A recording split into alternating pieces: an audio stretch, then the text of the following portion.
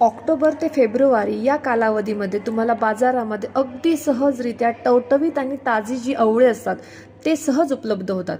आणि तुम्हाला माहिती आहे का, आवळ्याचं असं वैशिष्ट्य आहे की तुम्ही आवळ्याला कुठल्याही स्वरूपात खा, त्याचं ज्यूस बनवा, लोणचं बनवा, मोरावळा बनवा किंवा अनेक इतर कुठले पदार्थ त्याचे बनवा, तरीही त्यातील जे व्हिटॅमिन सीचं जे प्रमाण आहे ते कमी होत नाही, ते तसेच प्रभावी राहते. तर आपण आवळ्याचे आज काही गुण बघूया. सर्वप्रथम म्हणजे आवळ्यामध्ये भरपूर प्रमाणात व्हिटॅमिन सी असल्यामुळे त्याच्यामुळे आपली शरीरातील इम्युनिटी वाढते. आपण जे साधे जे दुखणे असतात, सर्दी खोकला, याला कधी बळी पडत नाहीत.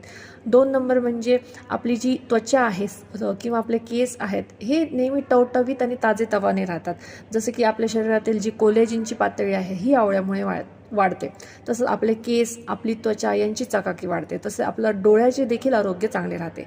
त्याचप्रमाणे डायबिटीजमध्ये देखील आवळा हा बहुगुणी असल्याने तुमची जी शुगर लेवल आहे त्याची पातळी मेंटेन ठेवण्यासाठी आवळा हा खूप चांगल्या प्रकारे तुम्हाला उपयोगी पडतो. त्याचप्रमाणे तुमचं जर तुम्हाला हृदयाचा काही प्रॉब्लेम असेल तर तुमचं शरीरात ब्लड सर्क्युलेशन चांगल्या प्रकारे होण्यासाठी देखील आवळा हा मदत करतो. तसेच तुमचे जे LDL आहे, जे वाईट कोलेस्ट्रॉल आहे, त्याला कमी करण्यासाठी देखील आवळ्याचा खूप चांगला असा उपयोग तुम्ही तुमच्या आहारात करू शकता. त्यानंतर आवळ्यामुळे तुमची पचन शक्ती देखील वाढते. त्यानंतर तुम्हाला जर कॉन्स्टिपेशनचा त्रास असेल तर तो देखील कमी होऊ शकतो. त्यामुळे तुम्ही तुमच्या आहारात आवळ्याचे भरपूर सेवन करा, कारण हा आवळ्याचा महिना सध्या सुरू आहे. आवळ्याच्या वेगवेगळ्या रेसिपीज बनवून ठेवा, त्याला स्टोअर करून ठेवा आणि वर्षभर आवळा तुमच्या आहारात सेवन करत राहा. धन्यवाद.